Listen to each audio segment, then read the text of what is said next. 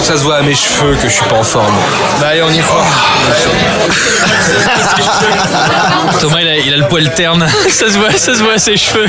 Allez, assez de sensiblerie. Les affaires reprennent. Je les entends. Mieux, je les sens.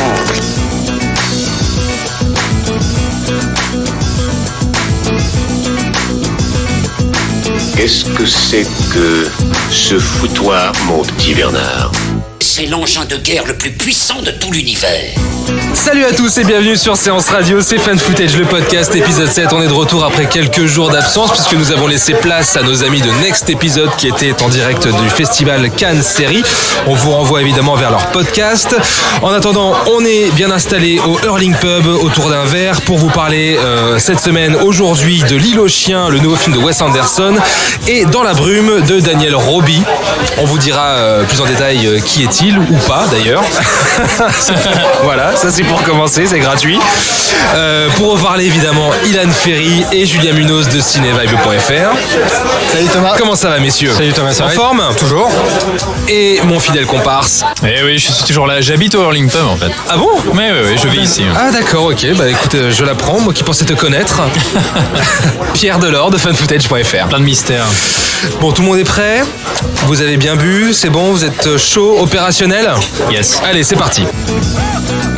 Bon, cette mission, c'est quoi? 8 ans après Mr. Fox, Wes Anderson revient donc à la stop motion avec L'Île aux chiens. Nous sommes au Japon et suite à une épidémie de grippe canine, le maire tyrannique de la métropole Megazaki décide d'exiler tous les chiens sur une île artificielle faite de monceaux d'ordures.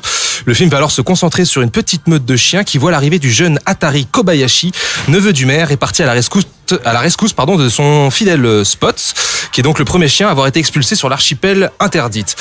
Alors, Wes Anderson, moi je suis pas un grand fan au départ et je dois dire que le film m'a profondément ennuyé. Je le trouve techniquement très intéressant mais très très bavard. On va revenir en détail là-dessus.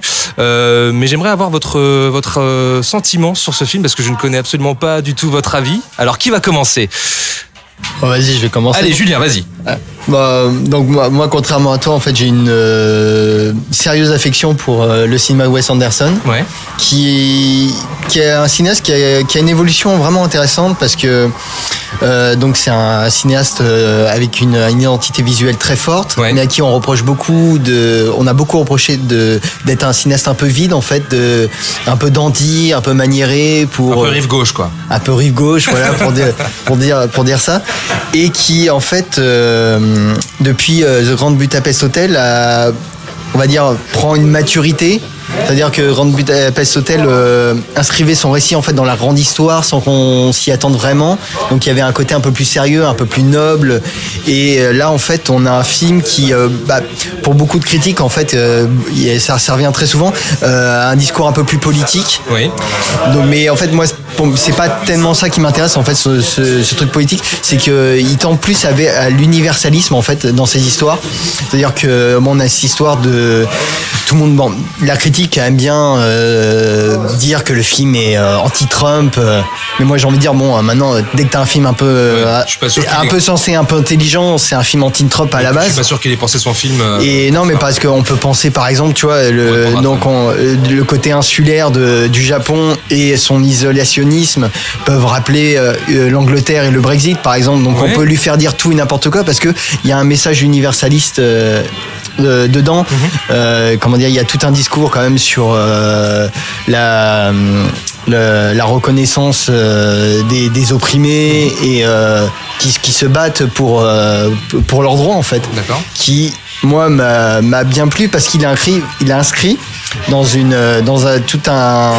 épopée alors un peu délurée, iconoclaste, tout ce que tu veux, mais une épopée qui fonctionne quoi en fait, qui marche avec tous ces codes, les codes du cinéma Wes Anderson. Et voilà, ça s'inscrit dans cette mouvance qui moi me plaît parce que le côté politique entre guillemets, renforce encore plus tout le cinéma Wes Anderson, je trouve. Ok. Ilan, allez vas-y. Alors, Toi, je crois que tu as trouvé ça wafement bien. Wafement bien, ouais. C'est naze. Je suis ressorti, j'avais même envie d'adopter un chien, mais je me suis rendu compte que T'avais envie de manger des croquettes dans un appartement à Paris, ouais. c'était pas jouable. Non, mais pour moi, je rejoins Julien sur son appréciation du film. Ouais. Mais peut-être que moi, je l'ai apprécié pour d'autres raisons. C'est-à-dire qu'effectivement, bon, le côté universel, politique qu'on peut donner, qui est un peu capillotracté pour moi, c'est pas la chose à laquelle j'ai été le plus sensible. Je pense que la chose à laquelle j'ai été le plus sensible dans le film, c'est sa poésie. Oui. C'est son univers visuel, effectivement, toute la reprise des codes du cinéma de Wes Anderson, que moi j'aime beaucoup, même si je trouve qu'il tendait un peu à se répéter avec Moonrise Kingdom avant de revenir sur quelque chose de beaucoup plus original. Avec C'est un petit moment qui se répète quand même, Ouais. non, dans les motifs. Oui, mais c'est aussi pour ça qu'on l'aime. C'est aussi dans cette répétition de certains motifs, de cette patte. Wes Anderson, c'est aussi cette patte qui fait que soit on l'aime, soit on l'aime pas. Pour moi, c'est en fait c'est un peu mon cinéaste préféré de ce que j'appelle, je sais pas si c'est moi qui l'appelle ou d'autres, le hipster pack. Ah, c'est une bonne formule. Qui est les Coppola, Anderson et autres. Pour moi, c'est celui qui est le plus intéressant de tous et qui justement dans sa répétition. Roman Coppola. Roman Coppola. Oui, il faut préciser quand même. Ah non, Sofia Coppola, tu veux dire. Sofia Coppola, Oui, bien sûr. Roman Coppola qui est aussi. Tout ça, c'est un peu la même bande. Hein. Mais histoire de préciser, on parle pas du père. Hein. Mais voilà, qui de toute façon, moi je le trouve beaucoup plus intéressant justement dans la répétition de ces motifs. Et ce que j'ai aimé dans L'île aux chiens, mis à part le côté canin, c'est la poésie qui en est ressortie. C'est le fait que les personnages étaient très attachants. Alors va rendre des chiens attachants en stop motion, bah oui, tu peux. Tu t'appelles Wes Anderson et tu le fais. Il y a d'autres choses que j'ai beaucoup aimé, son regard sur la barrière des langues, ce qu'il en fait, comment il arrive à personnaliser ces chiens, à leur donner une véritable humanité, beaucoup plus que ces personnages.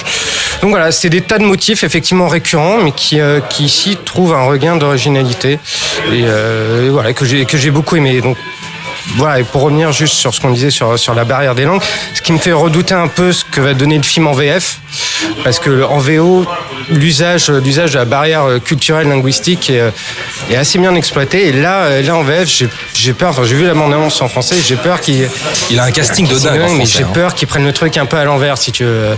L'étudiante américaine.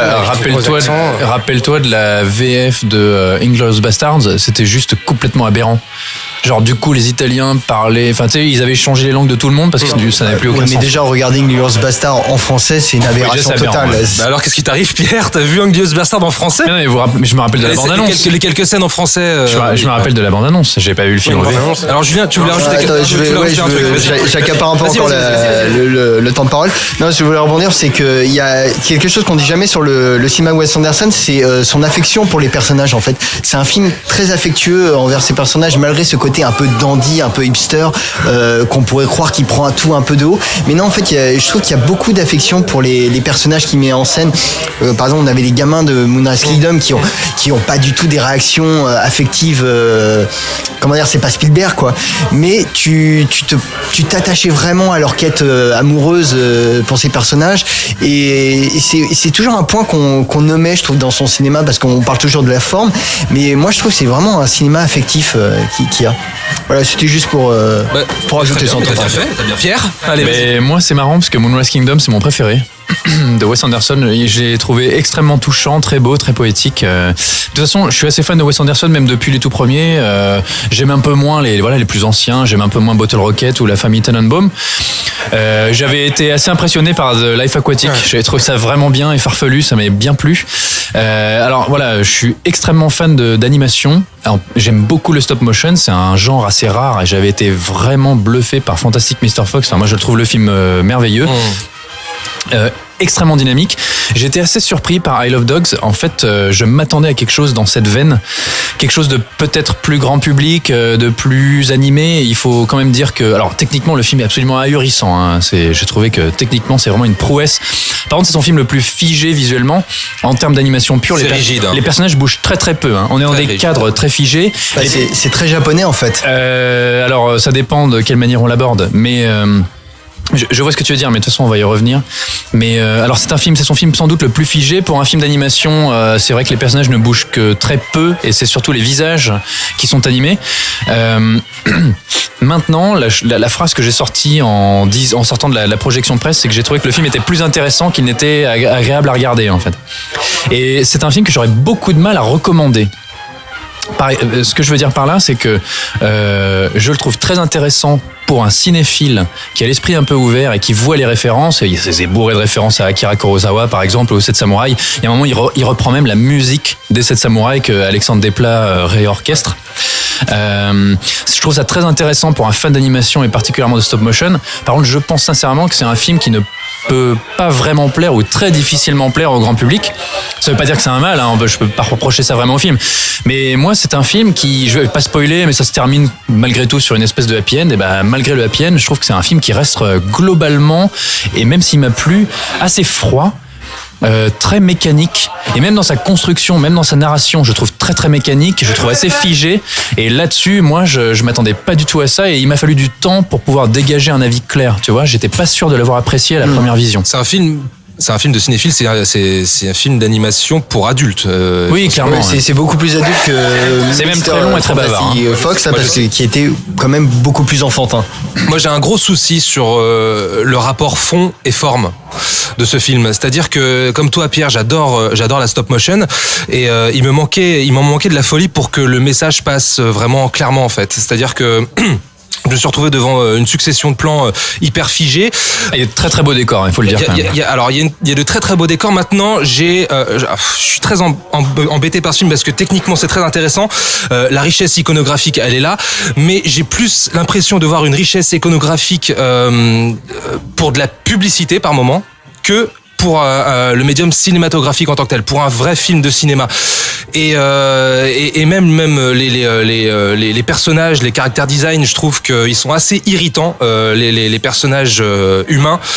Ouais. Ils sont pas très attachants, il y a pas beaucoup de charme en fait. Je suis très embêté moi. Moi j'ai un problème par exemple chez les humains. En fait les chiens, je les trouve extrêmement bien incarnés. Je suis pas d'accord. Alors moi j'aime beaucoup les chiens, je les trouve très bien incarnés. Le doublage est excellent comme d'habitude. C'est toujours sa même équipe de comédiens. Puis il y a Edward Norton, il y a aussi Bryan Cranston maintenant qui rejoint l'écurie. Là non plus je suis pas d'accord avec toi. Moi je les ai trouvés bien doublés. Par contre c'est les humains qui m'ont posé légèrement problème, notamment cette étudiante étrangère, cette correspondante américaine dont l'utilité me paraît un petit peu limite. Et là-dessus, tu vois, je me suis posé une question en sortant de la salle. Je me suis dit, mais pourquoi ça se passe au Japon en fait? Outre la barrière de la langue, ça aurait pu se passer dans à peu près n'importe quel pays. Je voyais même pas l'intérêt, à part justement un intérêt purement graphique. Je pense qu'il s'est juste fait plaisir. Oui, mais c'est pas une mauvaise chose. Et peut-être que le Japon aussi, c'est l'intérêt cinématographique. C'est peut-être pour la référence cinématographique. On n'arrête pas de parler du cinéma de Kurosawa. Donc effectivement, c'est un film de cinéphile. D'avoir implanté au Japon, pour parler effectivement, pour nouer toute une réflexion sur qu'est-ce qu'une culture, comment on se la réapproprie, comment on vit dedans, enfin des tas de choses comme ça. Et peut-être effectivement qu'il y a le côté cinéphile, hommage à Kurosawa, qui est, voilà, c'est un deuxième degré, une deuxième couche d'interprétation qui est pas inintéressante. Donc moi je trouve ça intéressant. Et puis il y avait déjà Kubo qui s'était intéressé, qui était un film d'animation en stop motion qui s'intéressait à la culture japonaise, et là il le fait d'une manière totalement différente parce que là dans Kubo on était plutôt dans le médiéval, dans la fantasy totale, dans la mythologie, et là on est plus dans quelque chose, déjà si on n'avait pas précisé, le film est une dystopie. Oui. Donc ça se passe dans le futur. Megazaki, c'est ça, donc une métropole gigantesque japonaise qui englobe toutes les donc autres. Ça fait encore référence à tout un pan du cinéma japonais, surtout dans l'animation. Une dystopie limite dictature. Hein. Bah oui, carrément. Oui, bien sûr. C'est le principe de la dystopie, de toute façon. Et donc on a vraiment un cri d'amour à la culture japonaise, je trouve, et de jouer avec de manière totalement iconoclaste, tout en imposant un univers qui est occidental par rapport à la nationalité du réalisateur. Moi je remets pas du tout en cause sa sincérité, il y a vraiment pas de souci. Je vois le propos humaniste, la charge politique anti-impérialisme, etc. Tu vois. Le message est assez clair. Hein. Ouais, mais alors je voudrais revenir sur ce que tu disais sur l'incarnation des personnages. Alors tu peux mettre tout le casting vocal que tu veux. si c'est monotone comme ça l'est là pour moi, s'il n'y a pas vraiment de variante dans le déroulé du récit, ce que les chiens racontent, etc. Et les chiens, je trouve, pour moi, il y a rien qui passe. Il y a aucune émotion qui passe parce que justement, ça s'écoute beaucoup parler, c'est hyper bavard. Ouais, c'est monotone et du coup, moi, je me suis vite embêté, quoi. Il y a une certaine monotonie dans le film, malgré tout, même visuellement, on est toujours plus ou moins dans les mêmes teintes. C'est un parcours, parce qu'il part d'un point A à un point B, c'est un récit d'aventure, mais finalement, il y a très peu d'embûches, à part quelques exemples par-ci par-là. Aussi, quand même, on a des robots chiens. Oui, mais au final, c'est jamais des méga rigolotes. C'est jamais des gros problèmes. Au final, ils traversent cette espèce d'île d'ordure relativement sans problème. Mais enfin, sans problème. J'irai pas jusque-là, mais il y a plusieurs étapes et des retournements de situation qui font que quand même le récit avance et est plutôt riche. Ouais, mais je trouve ça hyper pénible et pour moi, ça manque vraiment de cœur, ça manque de relief. Ça m'a vraiment emmerdé parce que j'ai été très sensible à la direction artistique et voilà, il manque cette folie, il manque ce truc vraiment pour faire passer tout le message. Ouais, bah écoute, enfin moi j'entends tout ce que vous dites, mais alors moi je trouve pas qu'il y a pas de folie justement dans le film. Je trouve que c'est une folie, mais une folie douce. C'est quelque chose qui m'a beaucoup plu dans le film, et puis cette espèce d'humour sous-jacent, ce côté très malicieux. Je trouve que c'est un film qui est très malicieux. Et je trouve ça drôle. Enfin, moi, c'est quelque chose auquel j'étais assez sensible. Et moi, je sais pas pourquoi, effectivement, si on compare à un film comme Kubo, moi, je l'ai vu tout de suite comme une sorte de conte, un récit initiatique, très beau conte. Enfin, qui m'a beaucoup plu. Pour un public très différent aussi. C'est un tout autre style. Et pour moi, L'île aux chiens, c'est davantage une fable morale, politique, sociale, ce que tu veux là-dessus, mais qui est peut-être davantage comment je pourrais dire, qui sollicite peut-être davantage la réflexion que l'émotion. Donc c'est peut-être aussi pour ça que tu n'as pas été sensible à certaines choses. Mais après, on parle de ton monotone, mais Fantastique Monsieur Fox, c'était aussi des tons très monotones dans les voix. C'était un peu le même. Il y avait beaucoup plus d'originalité, je trouve, y compris dans le character design. Et il y avait des personnages qui étaient vraiment, comme on dit, en couleur, tu vois. Alors que là, globalement, et alors, je le répète, j'ai trouvé le film, au final, ça m'a plu, mais globalement, là, je trouve qu'on reste toujours dans la même thématique, dans le même univers visuel. Sur les personnages, à part peut-être il y a un personnage d'une femelle chien qui est un petit peu différente, mais sinon c'est plus ou moins un peu incarné par Scarlett Johansson, un peu tous les mêmes, et qui justement, excuse-moi je te coupe, qui a cette tendance à caractériser vraiment ce que je supporte le moins chez Wes Anderson, c'est cette espèce de blues existentiel et le doublage chuchoté. Ouais, non mais enfin voilà quoi. Non mais je me rappelle du rat par exemple qui était doublé par Willem Dafoe dans Fantastic Mr. Fox. Ouais, il y avait des personnages comme ça qui sortaient du lot.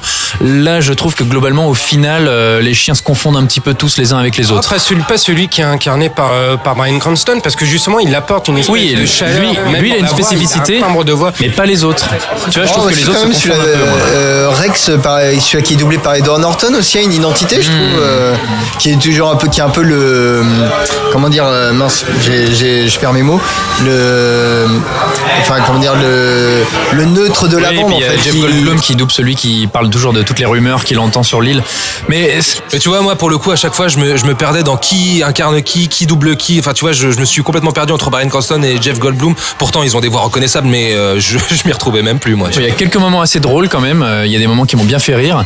Je trouve que la composition d'Alexandre Desplat, malgré tout, est assez réussie.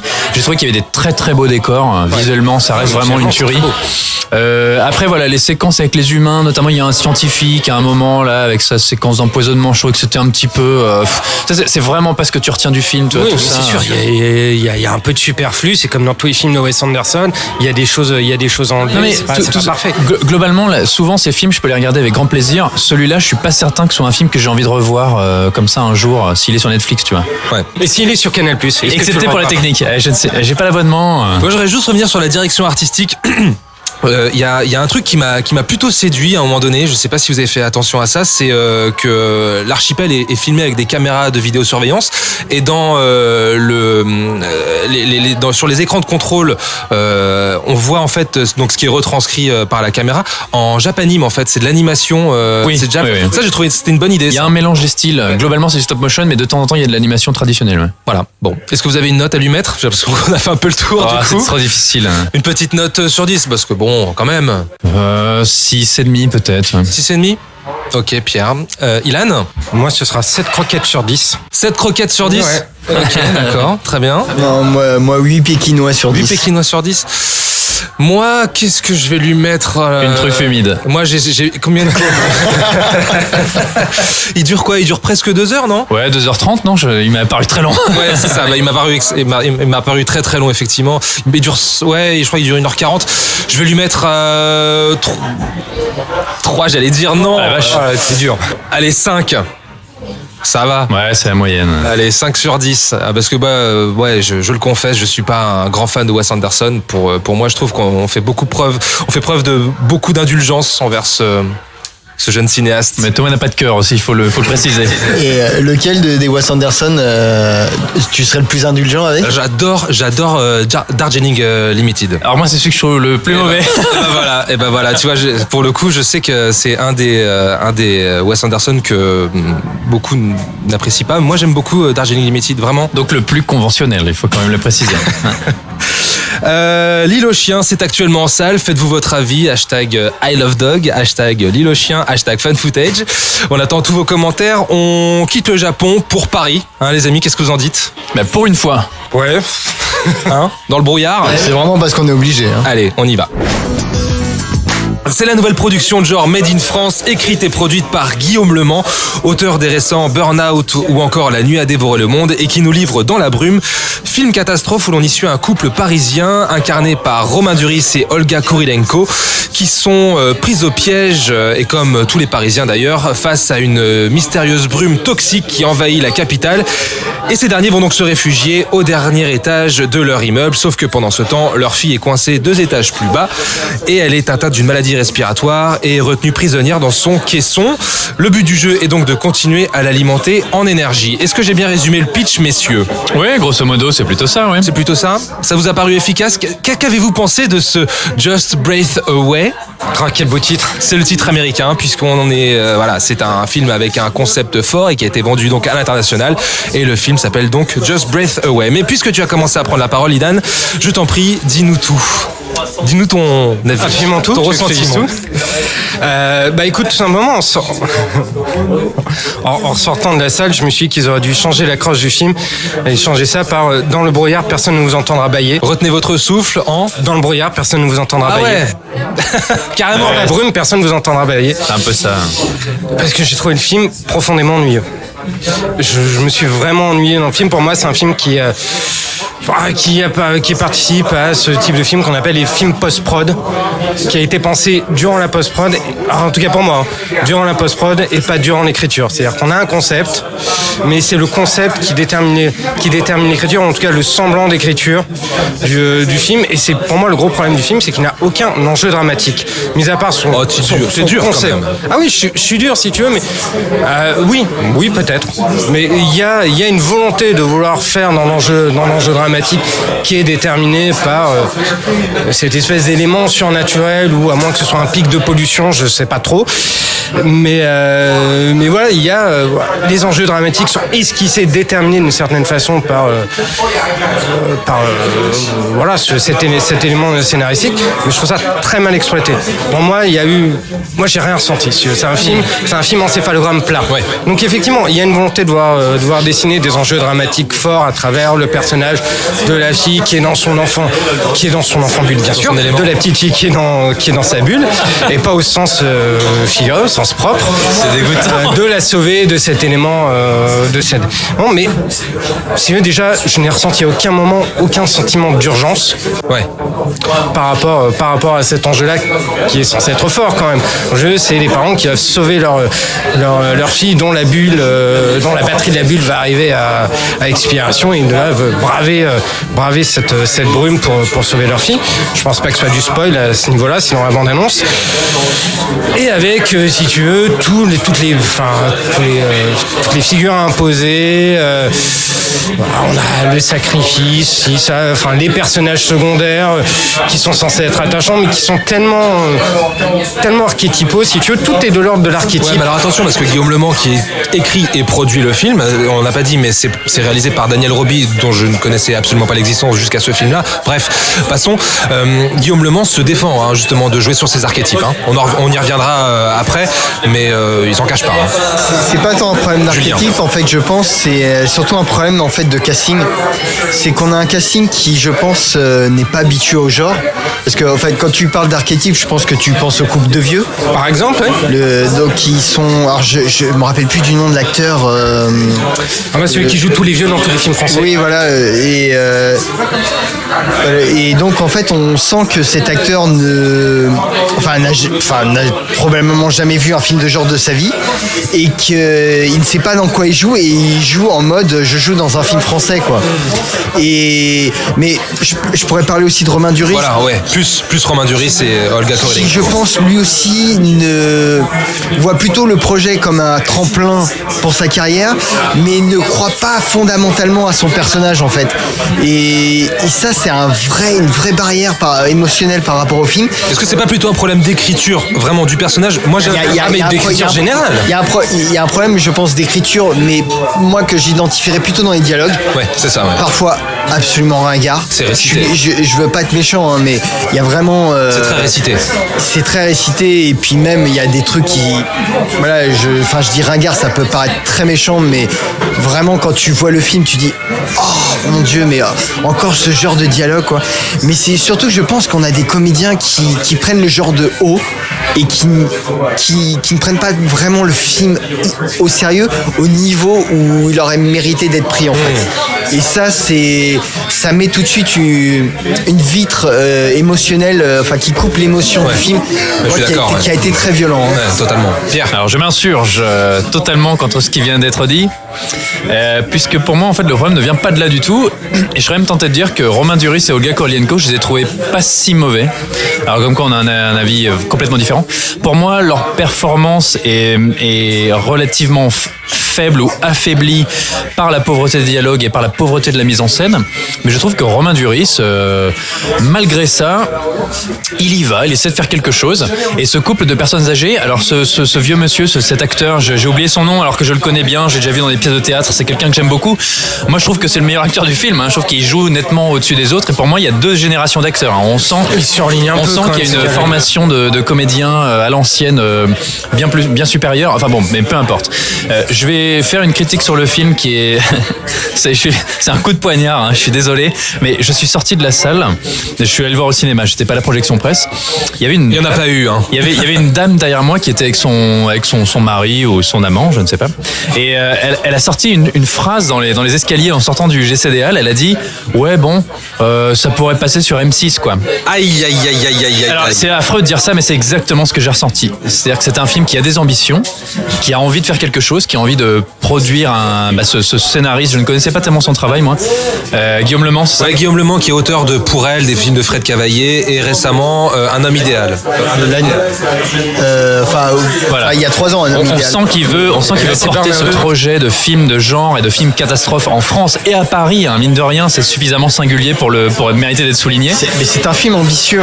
Mais c'est ambitieux, et en même temps, le résultat n'est pas là pour moi. Les dialogues sont faibles, l'écriture est terrible. Pour moi, le problème vient de l'écriture à la base. L'écriture est terriblement faible, c'est bourré d'incohérences. Les images sont moches, la mise en scène est plate. Et pour moi, les comédiens là-dedans, ils ne peuvent pas briller quoi qu'il arrive. Ils n'existent pas, ouais. Oui, Julien, vas-y. Non, moi je mettrais juste un bémol en fait. Enfin, pour moi le problème d'écriture du film concerne une scène qui en fait déflore la fin, mais longtemps avant qu'on nous l'annonce et qui essaye de jouer. Ah, on vous a surpris quoi. Mais bah non. Enfin, ça fait 1h30 que j'ai compris comment ça allait se terminer. Et là, c'est vraiment pour moi c'est la grosse erreur du scénario que je ne comprends pas, qui n'est pas à la hauteur de ce que peut produire un Guillaume Le Mans. Alors je sais pas si la fin a été changée, s'il y a eu quoi que ce soit. Il est assez évasif là-dessus aussi. Manifestement, il y a eu des gros problèmes en post-prod sur le Final Cut notamment. Mais lui n'en parle pas. Les effets spéciaux sont un peu dégueux parfois. Lui n'en parle pas. Mais c'est cette fin qui est désamorcée, mais au bout d'une demi-heure de film et qui fait genre vous avez rien vu, mais là on vous a montré la solution de la fin, mais ça passe pas du tout quoi. Et j'aurais pu excuser les effets spéciaux parfois un peu limite en termes dans les scènes au-dessus, sur les toits, sur les balcons parce que les scènes parce que le film se passe beaucoup sous la brume quand même, et ces scènes-là sont quand même d'un autre standing. Je dis pas qu'elles sont réussies, je dis qu'elles sont d'un autre standing, mais les scènes au-dessus du toit sont quand même un peu limite et très cinéma français, je trouve. Oui, elles sont moches. Je voudrais juste rebondir sur ce qui a été dit concernant les acteurs.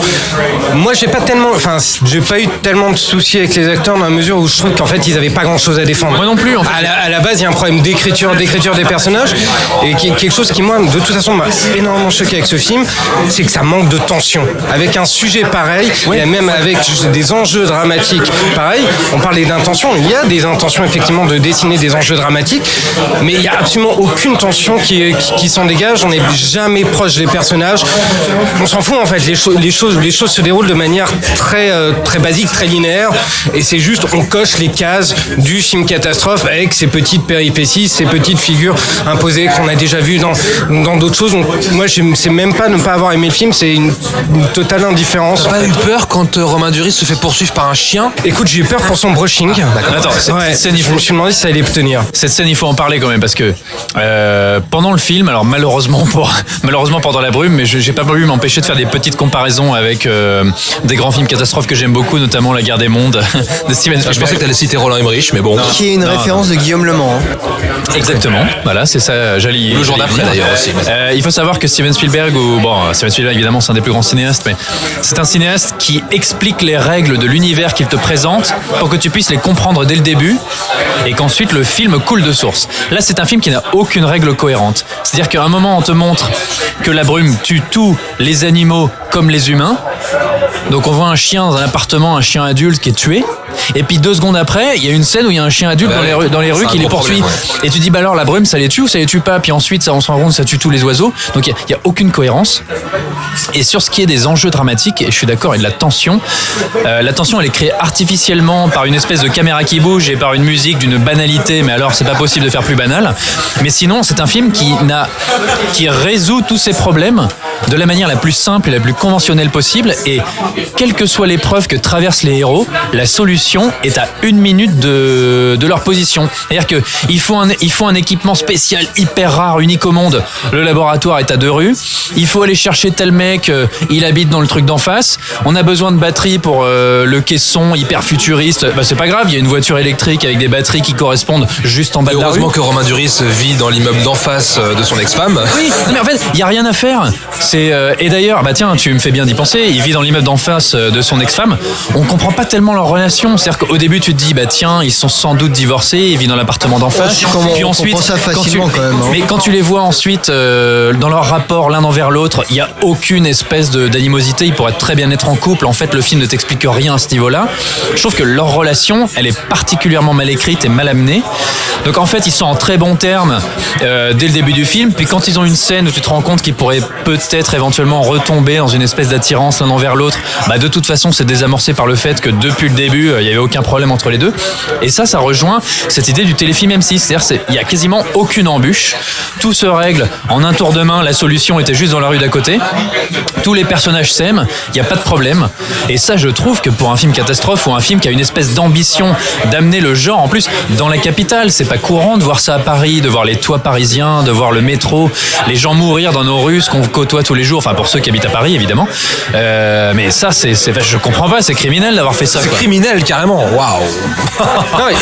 Et puis on a très peu parlé de la mise en scène, ou en tout cas de l'absence de mise en scène, parce qu'avec un film pareil, on s'est dit qu'il aurait pu jouer, à défaut de bien écrire, en tout cas peut-être jouer sur la mise en scène, sur la gestion de l'espace, sur des choses comme ça.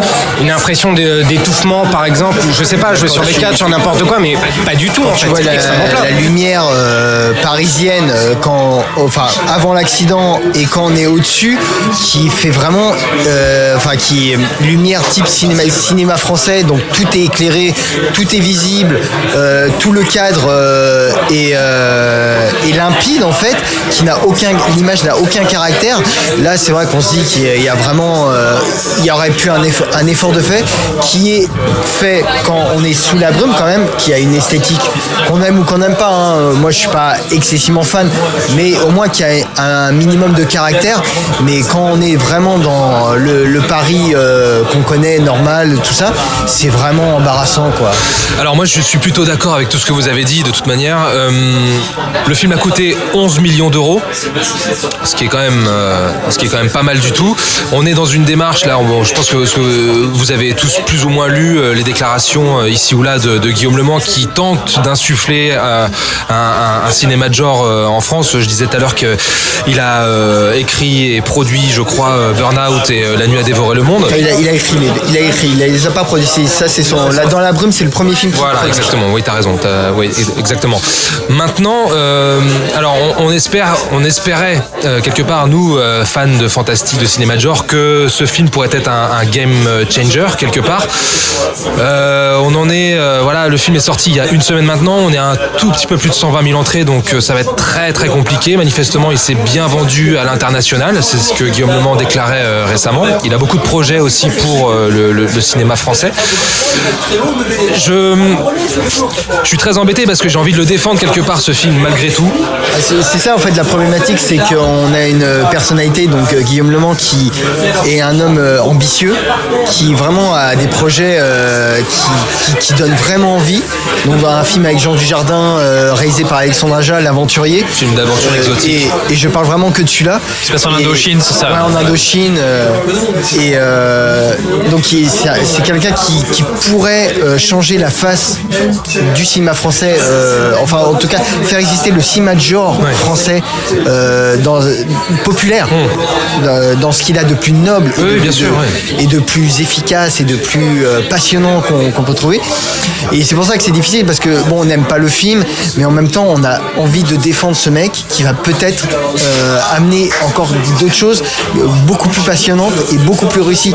Et je pense qu'en fait ces scénarios doivent être réalisés par des réalisateurs qui ont quelque chose à montrer, quoi. Vraiment comme un Fred Cavaillé qui malheureusement évidemment, ne fait plus grand chose de correct parce qu'il a payé le prix de l'échec de Mea Culpa. Mais c'est un peu schizophrénique nos opinions. Des cinéastes de qualité, mais qui seraient là aussi pour recadrer l'écriture. Parce que moi, vraiment, c'est là où le film pêche. Je peux lui accorder le bénéfice du doute sur pas mal d'aspects. Je peux comprendre que les effets spéciaux soient pas toujours exceptionnels, parce que oui, ça reste un film français qui a un budget relativement limité, même si 11 millions d'euros, pas rien, c'est quand même beaucoup. Un film de genre. Je peux excuser les comédiens. En fait, je pourrais presque même excuser la mise en scène qui est particulièrement plate et banale si l'écriture derrière était solide. Mais pour moi, c'est ça. En plus, c'est non seulement un film catastrophe, mais c'est aussi un film de science-fiction. Parce que ça se passe dans un futur proche. Je pense, à mon avis, c'est pour justifier la maladie de ces enfants et qui vivent dans cette espèce de caisson un peu futuriste avec des batteries énergétiques. Il présente la science-fiction dès le début, c'est-à-dire que Olga Kurylenko, d'ailleurs, c'est un film purement français, c'est-à-dire que ce sont des Parisiens qui vivent dans des appartements exceptionnels, gigantesques, haussmanniens, qui sont tous toujours beaucoup plus riches que la quasi-totalité des Français. Faut pas oublier qu'en France, on est dans un cinéma bourgeois. Elle travaille, elle donne des cours par correspondance sur Skype avec un espèce de Cintiq, de tablette graphique hyper futuriste. On se demande même à quoi ça sert. C'est en plus un film je sais plus, c'est toi qui disais, Ilan, on sait pas tellement d'où vient cette brume. Mais en fait, si, il te l'explique dans les 10 premières ou les 5 premières minutes du film, t'as un journal télé. Oui, une édition spéciale. Oui, mais globalement, d'où vient la brume? Romain Duris n'entend quasiment pas ce qui se passe ou ne prête même pas attention au journal télé. 10 répliques plus loin, il te répète exactement l'origine de la brume, alors que son personnage n'est même pas censé le savoir, tu vois. Enfin, il y a un moment, si on veut proposer du genre, il faut faire un truc carré, quoi. Oui, Julien. Je mettrais quand même un gros bémol parce que reconnaissons quand même les mérites du film, c'est que le film, en fait, on ne sait ce que le personnage principal sait, en fait. Tout est de son point de vue, et donc, en fait, on apprend des choses, mais on n'est jamais vraiment très sûr de ce que c'est cette brume. Il te l'explique texto dès le début du film, dans un journal télé. On sait, mais oui, mais on connaît. Et en plus, il te le répète ensuite. Le film n'est pas fantastique, c'est un vrai film catastrophe, mais au moins on peut apprécier quand même le fait qu'il y a un point de vue dans le film, c'est qu'on reste attaché au personnage principal et on n'en sait pas plus, on n'en voit pas plus que ce que lui voit ou peut connaître. Donc là, je te trouve un peu injuste. Où a lieu d'ailleurs cette catastrophe? La catastrophe naturelle, elle a lieu dans. Est-ce qu'on spoil ou pas? Je sais pas. En gros, il y a un journal télé. Je me lance. Non, mais pour dire où il y a un journal télé dès le début du film qui te dit attention, énorme éruption en Suède et en Norvège, un nuage qui sort, voilà. Ensuite, il rencontre un militaire qui lui dit écoutez, on sait pas très bien ce que c'est cette brume, mais on sait qu'elle sort de terre.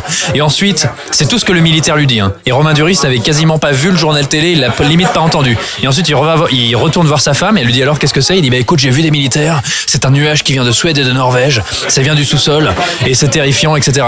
Non. À quel moment tu l'as su, quoi? Ça fonctionne pas comme ça, mec. Ouais, Ilan, vas-y. C'est pour ça que moi je reste persuadé que c'est un film qui a été pensé avant tout en post-prod. Pour moi, c'est clairement ça. Tout s'est joué au montage, selon toi? En fait, si tu veux, pour moi, l'enjeu principal, c'était comment on rend la brume crédible, comment on essaie de valoriser cette espèce de tour de force technique. Mais l'écriture, en tout cas, le semblant d'écriture n'est qu'un prétexte pour montrer que, attends, et nous, les Français, on peut faire du bon effet spécial. Perdu, en plus, c'est pas très beau. Mais pour moi, c'est un film qui n'a en tout cas pas été pensé depuis l'écriture, ça c'est sûr et certain. C'est dur ce que tu dis quand même, hein. Non, mais Guillaume, mais je suis un mec dur. Je connais pas plus. Ilan est assez cruel. Mais c'est ça qui. Non, mais c'est ça qui. Si tu veux, quand tu vois son travail, quelques-uns de ses travaux en tant que scénariste pour les films de Fred Cavaillé, je pense pas qu'il se soit lancé comme ça à corps perdu. Non, mais justement, je suis assez étonné parce que même un film, parce qu'effectivement, il a écrit des films. Moi, j'aime beaucoup tous les films qu'on a cités tout à l'heure. Par exemple, Burnout. Effectivement, l'histoire est assez carrée, mais l'écriture est carrée et fonctionne. Il y a la mise en scène qui transcende l'écriture. Pour elle, les films aussi de Fred Cavaillé, effectivement, à la base, il y a une écriture carrée qui est transcendée par une mise en scène, mais ça reste très caractérisé, très caractérisable. Voilà, je trouve ça très efficace. Tu parlais d'immeuble haussmannien, c'est ça effectivement qui fait plaisir, en tout cas moi le cinéphile français, c'est de voir Paris dans un contexte de genre, mis en scène, oui. De voir les toits parisiens, de voir les rues parisiennes, de voir les immeubles haussmanniens, etc. Enfin moi ça m'a fait plaisir de voir ça change. Et puis c'est vrai que cette espèce de brume soudaine, ça commence par une sortie de fumée comme ça du métro avec des gens en panique et qui meurent dans la rue. Non mais surtout, je veux dire, mine de rien pour des Parisiens, ça rappelle aussi des événements tragiques qui se sont déroulés chez nous. La peur de qu'est-ce que c'est que cette fumée, qu'est-ce que c'est que ces mouvements de panique dans le métro, c'est des relents peut-être de terrorisme. Du coup c'est une manière d'aborder le genre, d'aborder la peur citadine très différente. On part sur des peurs presque collectives, tu vois. La paranoïa collective. Et ça c'est intéressant. Mais derrière, on a des personnages qui, je veux dire, faut pas oublier que du coup, ils utilisent des masques à oxygène pour ne pas respirer la brume. Ils ont des réserves limitées, mais ils courent d'un bout à l'autre du film et ils épuisent leur réserve d'oxygène en 2 minutes. Bah oui, évidemment, mec, tu cours comme un dératé dans les rues et il lui faut 1 heure de film pour prendre un scooter, alors qu'on est à Paris ou quoi? Il y a des scooters dans tous les coins, tu vois. Et pour se dire, ah oui, je vais économiser mon oxygène si je ne cours pas ou si je ne marche pas, tu vois. Enfin, il y a un moment où il y a un personnage, on va pas dire qui, mais il y a un personnage qui décède parce qu'il n'y a plus d'oxygène, alors qu'il reste qu'une bouteille d'oxygène juste à côté, tu vois. Il oublie les éléments de son propre film film, il oublie les règles de son scénario, le fonctionnement de la brume. Donc en fait, si Paris ne sert qu'à ça, pour moi c'était bien la peine. Et effectivement, je suis partagé. Tu vois, j'ai envie que ça crée un élan, j'ai envie que ça donne quelque chose. J'ai presque envie que ça marche pour que ça puisse permettre de financer d'autres projets, qu'on puisse produire d'autres films de genre. Mais pour moi, c'est un vrai coup d'épée dans l'eau. Pour moi, c'est un échec et j'en suis très malheureux. Et je suis pas sûr que ça crée une étincelle en fait. J'ai peur que ça se casse vraiment la figure. Julien. Mais ici on propose aux spectateurs de dire allez voir le film et faites-vous votre opinion. Quand même, ouais. Laissez votre chance. Faites la démarche. Laissez la chance au cinéma de genre français. Prenez un risque. Allez voir le film, payez votre place. Bon, alors vous n'êtes pas content. Désolé, dommage. Mais au moins vous aurez aidé à contribuer à l'émergence du cinéma de genre français s'il arrive à éclore avec le succès de ce film ou le non-succès de ce film. Ilan, est-ce que t'as un dernier mot? Un dernier mot. Non, on n'arrête pas de parler de ce film comme devant être le porte-étendard du cinéma de genre français. Je trouve que le cinéma de genre français peut faire beaucoup mieux et est capable de faire beaucoup mieux, de faire beaucoup mieux que ça. Et je trouve ça dommage qu'on se polarise sur ce film-là, même si effectivement il y a des intentions, elles sont louables. Moi, j'ai été le premier intrigué par la bande-annonce. J'étais le premier à me dire ça peut être intéressant ce qui est montré parce que ça renvoyait à plein de choses. Ça renvoyait à The Mist. Il y a des séquences qui me faisaient passer à la guerre du monde parce que ça se voit que c'est quand même une influence. Et un réalisateur assumé, mais qui en tire pas des bonnes leçons, un savoir-faire nord-américain plus carré. Oui, mais alors attends, si tu veux, d'accord, faire du cinéma genre français, mais si c'est pour faire comme les Américains. Non, mais ça peut être une bonne manière d'introduire, tu vois. Oui, mais par exemple, pour revenir parce qu'on est nourri à des codes très spécifiques, nous. Mais pour revenir au film auquel a participé Guillaume Lemont, par exemple, moi je porte beaucoup plus d'espoir avec un film comme Burnout, qui est beaucoup plus porteur d'espoir sur ce dont peut être capable le cinéma de genre français. Alors effectivement, là on est dans le polar, le thriller, que dans La Brume. Est-ce que vous avez un réalisateur français en tête qui aurait pu, alors, évidemment on pense à Alexandre Aja, mais un autre réalisateur français qui aurait pu justement s'emparer de ce film et livrer quelque chose d'une grande efficacité, une plus grande efficacité. Florian Emilio Seri, moi, c'est tout de suite le nom qui me vient à l'esprit. Ouais, c'est pas faux, effectivement. Ouais. Moi, ce sera Fred Cavaillé, justement parce que je parlais d'absence de sentiment d'urgence.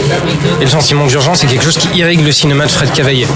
Et je pense qu'il aurait été très bon dans cet exercice. Ok, Pierre. Mais alors du coup, j'ai un trou de mémoire, mais en fait, on va t'aider. Je pensais je suis désolé. Comment il s'appelait ce film français sur ces jeunes qui s'engagent dans l'armée avec Adèle Haenel? Les combattants. J'avais trouvé que les combattants, c'était très intéressant. Il y avait une véritable originalité. Il y avait des comédiens qui se défendaient vraiment bien, et ça se termine par une entrée vers le cinéma de genre. Qui aurait pu ressembler un peu à Dans la Brume. Et qui aurait pu ressembler un petit peu à Dans la Brume. Et moi, personnellement, j'avais trouvé ça très intéressant. Ça m'avait bien plu. Et même en termes de mise en scène, je trouvais qu'il y avait quelque chose, tu vois. Oui. Oui, non, mais je souscris, effectivement. Florian Emilio Seri, moi j'y ai pensé aussi à la sortie du film. Bon, voilà, Dans la Brume, 123 000 entrées aujourd'hui encore, un peu plus de 120 000 en tout cas. On a quand même envie d'encourager nos auditeurs à aller le voir. Allez le voir. Faites la démarche quand même d'y aller parce que soyez militants, soyez citoyens. Voilà, militants, allez combattre toutes ces comédies qui s'empilent chaque semaine dans les multiplex. Dans la Brume, c'est actuellement en salle. Fan Footage épisode 7, c'est maintenant terminé. Merci Ilan, merci Julien. Merci à toi. À très vite les amis. On vous retrouve sur cinevibe.fr. Oui. Et sur Twitter, redis-nous tout. Cinevibe.fr. Pierre, on te retrouve sur fanfootage.fr évidemment. Yes, toujours là. Ça me fait plaisir. Fidèle au poste, comme d'hab.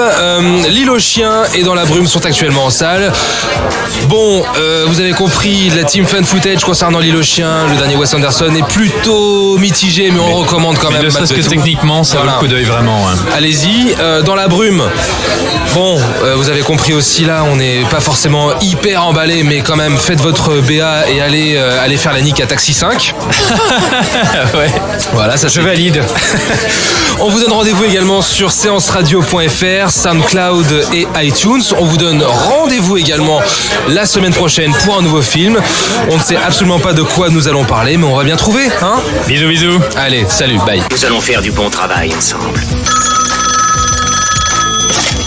Yes. No. OK. Le mercredi, c'est un fauteuil pour deux sur Séance Radio. Mon ambition comme acteur dans mes films, c'est surtout de servir le film. Où en fait, moi, je me suis dit, d'accord, ce qu'ils sont en train de dire, je le ressens aussi. Asseyez-vous sur le fauteuil de Séance Radio. Merci beaucoup et à très vite sur Séance Radio. Avec plaisir, merci beaucoup. À 19h et sur toutes les applications podcast.